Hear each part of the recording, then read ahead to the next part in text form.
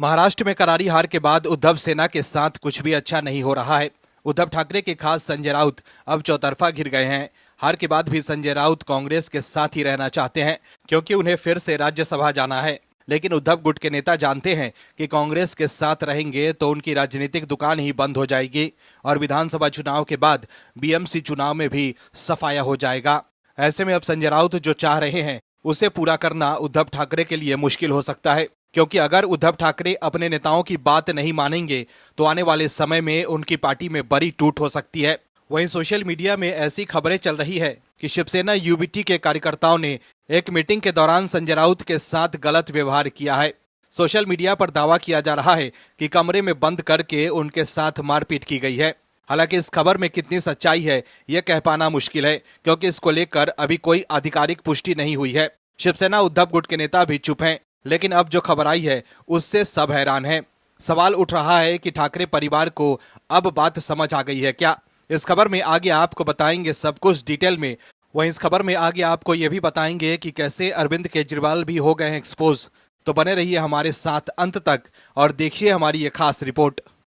महाराष्ट्र में हार के बाद अब उद्धव ठाकरे और आदित्य ठाकरे समझ गए हैं कि उन्हें क्या करना है। ऐसे में अब वो पलटी मारते दिख रहे हैं। उद्धव ठाकरे पहले सीएम फडणवीस को आंख दिखा रहे थे, लेकिन अब वो भी सीएम फडणवीस के पास जाकर उनसे मिल रहे हैं। उद्धव ठाकरे अब अपने बेटे आदित्य ठाकरे की भविष्य को लेकर काफी चिंतित हैं। ऐसे में अब आदित्य ठाकरे लगातार सीएम फडणवीस से संपर्क कर रहे हैं अलग अलग मुद्दों को लेकर। उद्धव ठाकरे अब आदित्य ठाकरे के जरिए बीजेपी के नजदीक जाना चाहते हैं और हिंदुत्व के रास्ते पर भी आना चाहते हैं। दर्शकों, अचानक से शिवसेना यूबीटी के नेताओं को हिंदुत्व और उसकी पवित्रता की याद आ गई है। दर्शकों, जो लोग हिंदुत्व को भूल चुके थे, महाराष्ट्र की जनता के एक झटके ने उन्हें लाइन पर लाकर खड़ा कर दिया है और अब वो हिंदुत्व की बात कर रहे हैं। वो कह रहे हैं कि हिंदू द्वारा पूजे जाने वाली नदी प्रदूषित हो रही है, लेकिन आदित्य ठाकरे के पास तो खुद प्रदूषण विभाग था, तब उन्होंने क्यों नहीं अपनी सरकार के दौरान कुछ किया? आज अपनी सत्ता और राजनीति को ट्रैक पर लाना है तो उन्हें ऐसे मुद्दे याद आ रहे हैं।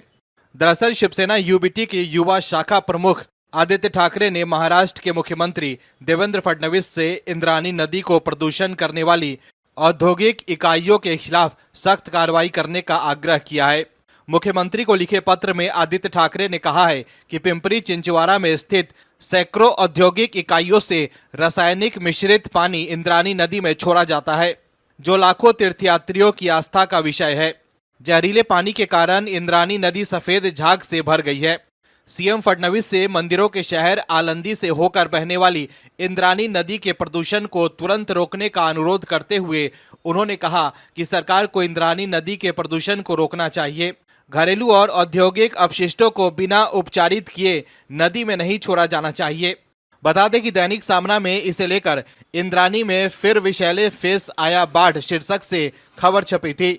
इसका जिक्र करते हुए आदित्य ठाकरे ने सोशल मीडिया साइट एक्स पर अपने पोस्ट में कहा था कि पिछले साल भी हमने इस मुद्दे को प्रशासन के सामने उठाया था, लेकिन उसके बाद भी कार्रवाई शून्य ही रही। इस संबंध में मुख्यमंत्री देवेंद्र फडणवीस को इस पर गंभीरता से विचार कर लाखों भक्तों के श्रद्धा स्थान इंद्राणी की साफ सफाई के प्रस्ताव पर जल्द से जल्द केंद्र सरकार से मंजूरी लेकर नदी में प्रदूषित पानी छोड़ने वाले कारखानाओं पर सख्त कार्रवाई करें। इस तरह की मांग आदित्य ठाकरे ने की है। दर्शकों, आपको बता दें कि प्रदूषण का ये मामला नया नहीं है। उद्धव ठाकरे जब सूबे के मुख्यमंत्री थे तब भी लोगों ने बताया था कि लगातार नदी में प्रदूषण बढ़ता जा रहा है। उसके बाद महाराष्ट्र प्रदूषण नियंत्रण बोर्ड ने आलंदी की इंद्राणी नदी का निरीक्षण किया था और जांच के लिए नदी के पानी के नमूने लिए थे। इस दौरान जांच के लिए विभिन्न गांवों से नदी के पानी के नमूने लिए थे। उसके बाद अब पिंपरी चिंचवाड़ के चिखली इलाके में स्थित 6 कंपनी मालिकों के खिलाफ मामला दर्ज किया गया था। नगर निगम के जल निकासी विभाग ने इस संबंध में शिकायत दर्ज करवाई थी। इससे पहले भी कई बार आदित्य ठाकरे सीएम फडणवीस को पत्र लिखकर उनसे संपर्क करने की कोशिश की थी। वहीं खबर के मुताबिक सरकार बनने के बाद 3 बार आदित्य ठाकरे सीएम फडणवीस से मिल चुके हैं। ऐसे में आप समझ सकते हैं कि कांग्रेस से दूरी बनाकर ठाकरे परिवार अब बीजेपी के नजदीक जाना चाहता है। आम आदमी पार्टी की मुश्किलें लगातार बढ़ती जा रही है। इस बार बीजेपी ने वीडियो दिखाकर अरविंद केजरीवाल को एक्सपोज कर दिया है। दर्शकों, चुनाव से पहले हार से घबराए अरविंद केजरीवाल हर दिन फ्री की घोषणाएं कर रहे हैं। ताकि वो जनता का वोट हासिल कर सके। लेकिन अरविंद केजरीवाल को ये याद रखना चाहिए कि राजस्थान विधानसभा चुनाव से पहले भी तब के सीएम अशोक गहलोत चुनाव नजदीक आने के साथ हर दिन फ्री के ऐलान कर रहे थे, लेकिन जनता ने उन्हें सत्ता से बाहर का रास्ता दिखा दिया। वैसा ही हाल अरविंद केजरीवाल का भी हो सकता है। दर्शकों, दिल्ली में आगामी विधानसभा चुनाव होने वाले हैं। हर जगह हर दल अपनी बात मजबूती के साथ रखने की कोशिश कर रहा है, लेकिन लगता है कि आपके ग्रह चक्र खराब चल रहे हैं, जिसकी वजह से हर जगह वो मात खा जा रहे हैं। वो हर जगह पीछे जा रहे हैं। उन्हें लग रहा है कि हर जगह उनकी फजीहत ही हो रही है, तो वो जाते जाते जनता को लुभाने की कोशिश कर रहे हैं कि क्या पता लोग उनके झांसे में आ जाएं। लेकिन अब उनकी पोल खुलती जा रही है। अब तो पंजाब से आए लोग उनकी पोल खोल कर चले जा रहे हैं। दर्शकों, जो शिक्षा क्रांति की बात करते हैं वो ये नहीं समझ पा रहे हैं कि उन्होंने जनता को बरगलाने के अलावा कुछ नहीं किया है।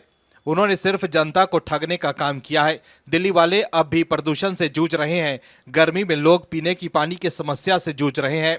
वहीं अरविंद केजरीवाल दिल्ली में शिक्षा के नाम पर बड़े बड़े दावे कर रहे थे, लेकिन पंजाब से आए शिक्षकों ने अरविंद केजरीवाल के दावों की पोल खोलकर रख दी है। दरअसल दिल्ली में आगामी विधानसभा चुनाव की तैयारी जोर पकड़ चुकी है, लेकिन इस राजनीतिक सरगर्मी के बीच अरविंद केजरीवाल एक्सपोज हो गए हैं, क्योंकि आम आदमी पार्टी की पंजाब सरकार ने पंजाब के शिक्षकों के प्रति एक बड़ा वादा किया था, जो अब विवादों में घिरता नजर आ रहा है। सोमवार को पंजाब से आए 180 ईटीटी शिक्षकों ने दिल्ली के पूर्व मुख्यमंत्री अरविंद केजरीवाल के आवास के बाहर प्रदर्शन किया, जिससे स्थिति तनावपूर्ण हो गई। पंजाब से आए शिक्षकों का आरोप है कि उनके पे स्केल के मामले में उनकी सुनवाई नहीं हुई है। उन्होंने अपने हाथों में गुलाब लेकर प्रदर्शन किया और अपनी मांग को लेकर नारेबाजी की। उन्होंने कहा कि पंजाब में उनकी सुनवाई नहीं हो रही है, जिसके कारण उन्होंने दिल्ली आने का निर्णय लिया ताकि अरविंद केजरीवाल से मदद मिल सके। हालांकि जैसे ही शिक्षकों ने नारे लगाना शुरू किया, दिल्ली पुलिस ने उन्हें हिरासत में ले लिया। प्रदर्शन कर रहे शिक्षकों ने ये आरोप लगाया कि ये उनके शांतिपूर्ण प्रदर्शन के अधिकार का उल्लंघन है। एक प्रदर्शनकारी शिक्षक ने कहा कि हमने पिछले कई महीनों से पंजाब में प्रदर्शन किया, लेकिन हमारी बात कोई सुनने वाला नहीं है। अरविंद केजरीवाल ने चुनाव से पहले हमें वादा किया था, लेकिन अब वो अपने वादों से मुकर रहे हैं। शिक्षकों ने यह भी कहा कि पंजाब के मुख्यमंत्री भगवंत मान केवल अरविंद केजरीवाल की बातों को ही महत्व देते हैं और उनकी समस्याओं का समाधान नहीं कर रहे हैं। इस स्थिति ने आम आदमी पार्टी के लिए चुनाव से पहले चुनौती खड़ी कर दी है, क्योंकि अब बीजेपी ने भी आपको घेर लिया है। दिल्ली बीजेपी के दिग्गज नेता प्रवेश वर्मा ने अरविंद केजरीवाल पर निशाना साधा है।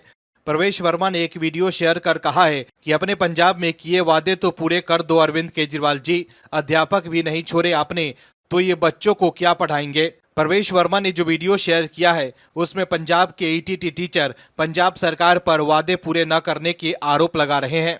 वीडियो में टीचर कहते हैं कि हम ईटीटी टीचर हैं, शिक्षा मंत्री ने हमारा काम करने के लिए कह दिया है, लेकिन वित्त मंत्री हमारा काम नहीं कर रहे हैं, ये झूठे वादे कर रहे हैं। तो देखा आपने कैसे दिल्ली में होने वाले चुनाव से पहले एक तरफ अरविंद केजरीवाल खूब वादे कर रहे हैं, लेकिन पंजाब में जो उन्होंने वादे किए थे अब तक उनकी सरकार ने पूरा नहीं किया है। महाराष्ट्र में हार के बाद से ही विपक्षी दल के नेता एक दूसरे पर निशाना साध रहे हैं। सभी दल सोच रहे हैं कि एक दूसरे पर ठीकरा फोड़ कर निकल ले, लेकिन अब घमासान बढ़ता जा रहा है। उद्धव ठाकरे अब फिर से बीएमसी चुनाव को देखते हुए हिंदुत्व के मुद्दे पर लौटने की कोशिश कर रहे हैं। उद्धव की पार्टी के नेता चाहते हैं कि अब हमें कांग्रेस से अलग होकर चुनाव लड़ना चाहिए। दर्शकों, महाराष्ट्र के भीतर महाविकास अघाड़ी गठबंधन में अब जबरदस्त जूतम पैजार मच गया है। महाविकास अघाड़ी गठबंधन से अब विपक्षी दल अलग हो रहे हैं। शिवसेना यूबीटी को भी गठबंधन से अलग होना है, लेकिन अब दूसरे दल अलग हो रहे हैं तो उन्हें मिर्ची लग रही है। आप लोग खुद ही सोचिए दर्शकों कि कितनी अधिक राजनीतिक कुटिलता है महाविकास अघाड़ी में। जो घटक दल हैं वो सिर्फ सत्ता के लिए साथ थे और अब एक दूसरे पर निशाना साध रहे हैं। महाराष्ट्र की जनता जानती थी कि महाविकास अघाड़ी गठबंधन के लोग सिर्फ सत्ता लोलुपता के लिए ही साथ हैं।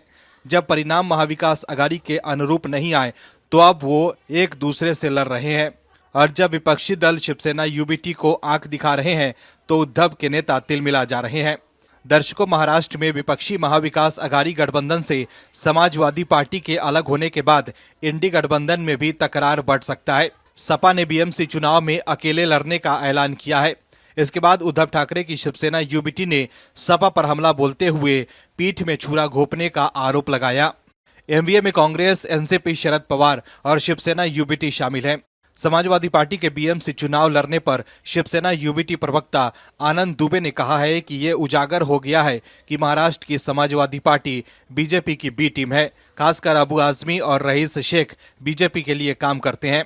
अखिलेश यादव अच्छे नेता हैं, लेकिन महाराष्ट्र के नेता उनके कानों तक बात पहुंचने ही नहीं देते। जब हमारे नेता दिल्ली में अखिलेश यादव से मिलेंगे तो वो महाराष्ट्र सपा की खराब नीतियों के बारे में जरूर बताएंगे।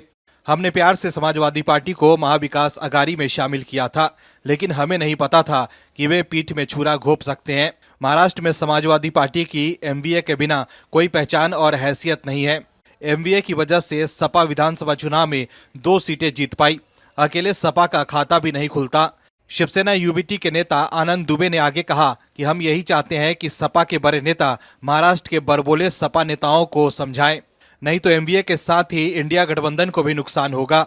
दर्शकों, आपको बता दें कि एमवीए से अलग होने से पहले महाराष्ट्र सपा प्रमुख अबू आजमी ने कहा था कि इंडिया गठबंधन में शामिल शिवसेना यूबीटी के नेता मिलिंद नार्वेकर ने बाबरी मस्जिद के विध्वंस में शामिल लोगों को बधाई देकर दूसरों की धार्मिक भावनाओं का अनादर किया है, तो गठबंधन का हिस्सा बनना व्यर्थ है। इसलिए हमें निर्णय लेना पड़ा, जबकि कांग्रेस और एनसीपी अपना फैसला खुद ले। वहीं आजमी के आरोपों पर शिवसेना यूबीटी के नेता उस समय आदित्य ठाकरे ने भी महाराष्ट्र में सपा को बीजेपी की बी टीम करार दिया था। दरअसल 2024 के लोकसभा चुनाव में सपा कांग्रेस के अगुवाई वाले इंडी गठबंधन का हिस्सा थी, लेकिन अब इंडी गठबंधन में शामिल दल एक दूसरे से ही लड़ रहे हैं और अब महाराष्ट्र में महाविकास अघाड़ी गठबंधन में तकरार तेज हो गई है। वहीं उद्धव ठाकरे की पार्टी भी कह रही है कि बीएमसी चुनाव वो अकेले लड़ेगी। Bureau report, OMH news. आप दर्शकों से विनम्र निवेदन है कि चैनल को सब्सक्राइब जरूर करें